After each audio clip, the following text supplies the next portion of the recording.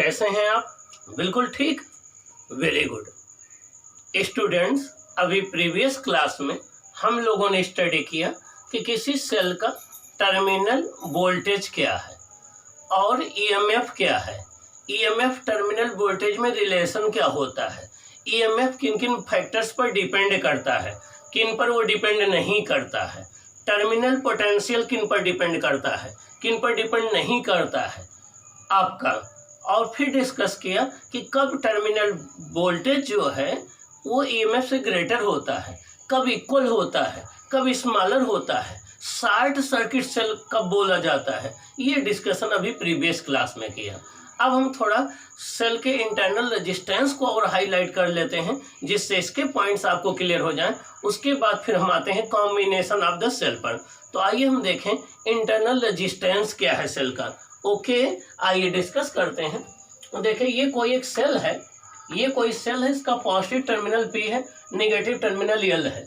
Current यहाँ से current यहाँ पॉजिटिव टर्मिनल से निकल रही है, एक्सटर्नल सर्किट में होते हुए नेगेटिव टर्मिनल पर आ रही है। अब नेगेटिव टर्मिनल पर करंट देखिए N से P जा रही है और एक्सटर्नल सर्किट में P से N जा रही है। देखिए एक्सटर्नल सर्किट में करंट ये P है, ये N है, P टू N फ्लो कर रही है। ये आपका P है, ये P है, ये आपका N है। एक्सटर्नल सर्किट में current P to N flow कर रही, किसकी वजह से? फ्री इलेक्ट्रॉन की वजह से। किसकी वजह से? फ्री इलेक्ट्रॉन की वजह से। और इनसाइड द सेल, सेल के इनसाइड की अगर हम बात करें, करंट N से P की तरफ फ्लो करेगी। किधर? N से P की ओर फ्लो करेगी। किसकी वजह से? आयंस के मूवमेंट की वजह से। जो कैटायन और एनायन है उनका मूवमेंट होगा इलेक्ट्रोलाइट के अंदर, तब फ्लो करेगी। जब कैटायन और एनायन मूव करेंगे, करंट फ्लो करेगी, तो उनमें आपस में कोलिजन होगा, तो करंट के फ्लो में कुछ अपोजिशन प्रोड्यूस होगी।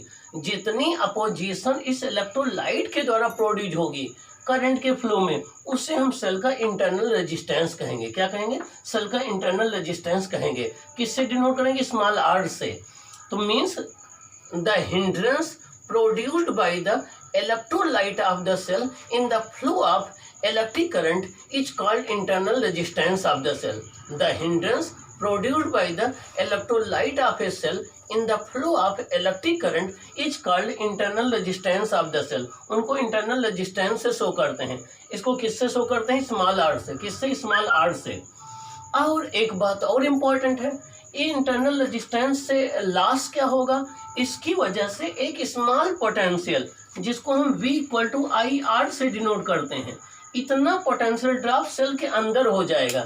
इसको बोलते हैं लास्ट पोटेंशियल। क्या? LOST, last potential. मीन्स कितना पोटेंशियल लॉस हो गया, किसके अंदर? सेल के अंदर। इसको लास्ट पोटेंशियल क्यों बोलते हैं? क्योंकि ये पोटेंशियल आपको यूज करने के लिए आउटपुट में नहीं मिलेगा। अगर वोल्ट मीटर कनेक्ट करेंगे तो वो इस पोटेंशियल ड्रॉप को नहीं मेजर करेगा जो IR है। इसीलिए ये बैटरी या सेल के अंदर ही ड्रॉप हो जाता है। जो बचता है E माइनस IR, वो आपको यहाँ पर एक्सटर्नल रेजिस्टेंस के क्रॉस पोटेंशियल मिलता है। अब हम डिस्कस करें कि ये इंटरनल रेजिस्टेंस किन फैक्टर्स पर डिपेंड करेगा। चलो देखते हैं। R इक्वल टू होता है rho L upon A. R equal to होता है रो एल अपॉन ए। यहाँ पर रो क्या है? Resistivity of the electrolyte. L क्या है? L क्या है? L is the distance between the two electrodes of the cell. A क्या है? Immersed area of the electrode. A क्या है? Immersed area of the electrode. अब आप देखिए नंबर 1, ये immersed area of the electrode पर डिपेंड करता है। किस पर? Immersed area of the electrode पर डिपेंड करता है। Second, distance between the electrode पर डिपेंड करता है। मीन्स अगर इलेक्ट्रोड का इमर्ज्ड एरिया ज़्यादा होगा तो इंटरनल रेजिस्टेंस कम होगा। इलेक्ट्रोड का इमर्ज्ड एरिया इलेक्ट्रोलाइट में अगर कम होगा तो इंटरनल रेजिस्टेंस ज़्यादा होगा। सेकंड पॉइंट, अगर दोनों इलेक्ट्रोड के बीच की डिस्टेंस ज़्यादा होगी तो रेजिस्टेंस ज़्यादा होगा। अगर दोनों इलेक्ट्रोड के बीच की डिस्टेंस कम होगी तो इंटरनल रेजिस्टेंस आपका कम होगा। दूसरा, टेम्परेचर ऑफ द इलेक्ट्रोलाइट पर डिपेंड करता है। अगर आप इलेक्ट्रोलाइट का टेम्परेचर इंक्रीज कर देंगे, इलेक्ट्रोलाइट का टेम्परेचर इंक्रीज कर देंगे तो इलेक्ट्रोलाइट की विस्कोसिटी क्या होगी? विस्कोसिटी डिक्रीज कर जाएगी और विस्कोसिटी डिक्रीज होने से इलेक्ट्रोलाइट का रेजिस्टेंस डिक्रीज हो जाएगा। तो ये इंपॉर्टेंट पॉइंट है कि टेम्परेचर इंक्रीज करने पर इलेक्ट्रोलाइट का रेजिस्टेंस और रेजिस्टिविटी डिक्रीज करती है। टेम्परेचर इंक्रीज करने पर इलेक्ट्रोलाइट का रेजिस्टेंस और रेजिस्टिविटी डिक्रीज होती है। उसका रीजन क्या है कि इलेक्ट्रोलाइट की जो विस्कोसिटी होती है वो विस्कोसिटी डिक्रीज हो जाती है, क्योंकि लिक्विड की विस्कोसिटी टेम्परेचर इंक्रीज करने के साथ डिक्रीज होती है। तो इलेक्ट्रोलाइट की विस्कोसिटी डिक्रीज हो जाएगी, जिससे रेजिस्टेंस डिक्रीज हो जाएगा और अब कोलिजन कम होगा। अगला, nature and concentration of the electrolyte पर डिपेंड करता है। अलग अलग इलेक्ट्रोलाइट अलग अलग रेजिस्टेंस ऑफर करते हैं, तो नेचर पर डिपेंड करता है और कंसंट्रेशन पर डिपेंड करता है। अगर इलेक्ट्रोलाइट का कंसंट्रेशन ज़्यादा होगा तो इंटरनल रेजिस्टेंस ज़्यादा होगा, अगर इलेक्ट्रोलाइट का कंसंट्रेशन कम होगा तो इंटरनल रेजिस्टेंस कम होगा, ठीक ना। तो मीन्स कंसंट्रेशन पर डिपेंड करता है।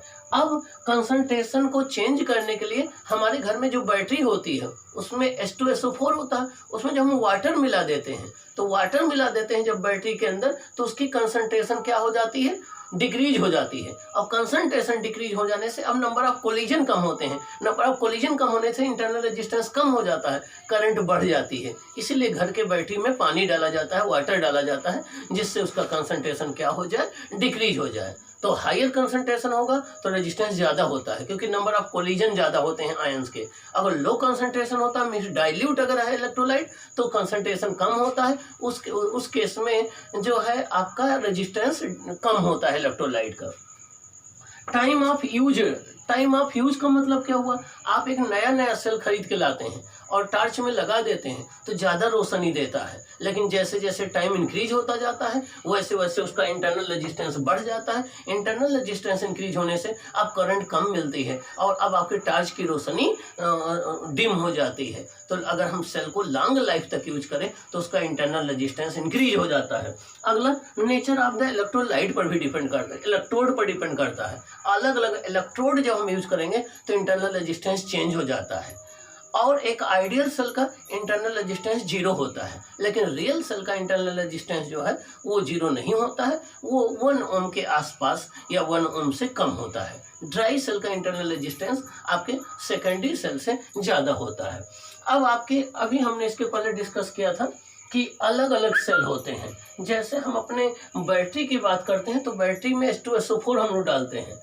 जो कॉमन सेल हम अपनी डेली लाइफ में यूज करते हैं वो वोल्टाइक सेल होता है। हम अपने कॉमन सेल यूज किए जाते हैं वो वोल्टाइक सेल होते हैं, और वोल्टाइक सेल का EMF 1.08 वोल्ट होता है, 1.08 वोल्ट होता है। और जो कॉमन सेल होते हैं इसमें कापर Cu को एज हम एनोड यूज करते हैं, जिंक को एज अ कैथोड यूज करते हैं। जो कॉमन सेल होता है जिसको वोल्टाइक सेल आप बोलते हो, उसमें हम एनोड के रूप में कॉपर का यूज करते हैं Cu+ का, और कैथोड के रूप में हम जिंक का यूज करते हैं। जिंक हर जगह कैथोड के रूप में यूज की जाती है। सेकंड, जो लेकलांसी सेल होता है, लेकलांसी सेल का EMF इससे ज़्यादा होता है, 1.5 वोल्ट होता है।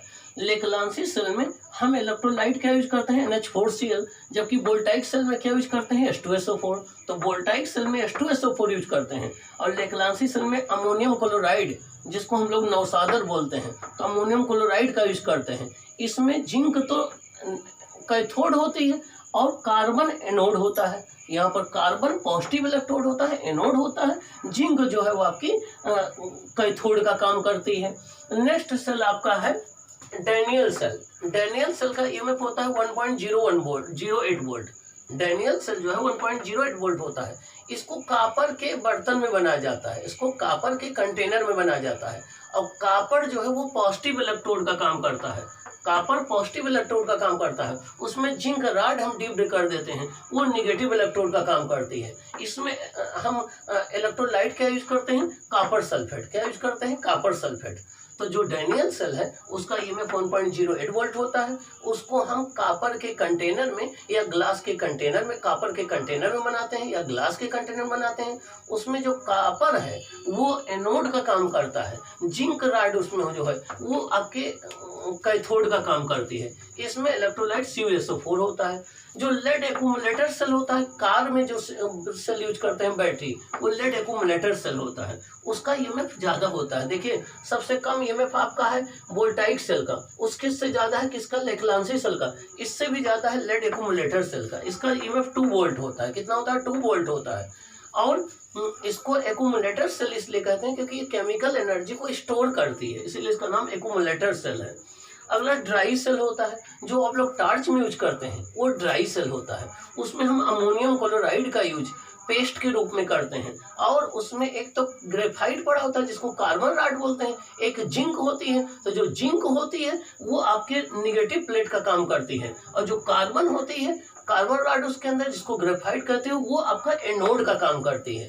तो ये आपके डिफरेंट सेल हो गए। ये सेल का इंटरनल रेजिस्टेंस हो गया, ये सेल का ईएमएफ हो गया, ये सेल का टर्मिनल पोटेंशियल हो गया। ये आपको याद रखना है। इसके बाद हम लोग डिस्कस करेंगे कॉम्बिनेशन ऑफ द सेल, कि अगर हमें एक से ज़्यादा सेल दिए गए हों तो उनको कैसे हम सीरीज में कंबाइन करें, कैसे हम उनको पैरेलल में कंबाइन करें, कैसे उनकी हम मिक्स्ड ग्रुपिंग करें, कॉम्बिनेशन से कब मैक्सिमम करंट मिलेगी, कब मैक्सिमम ईएमएफ मिलेगा। अब हम इसका डिस्कशन करेंगे।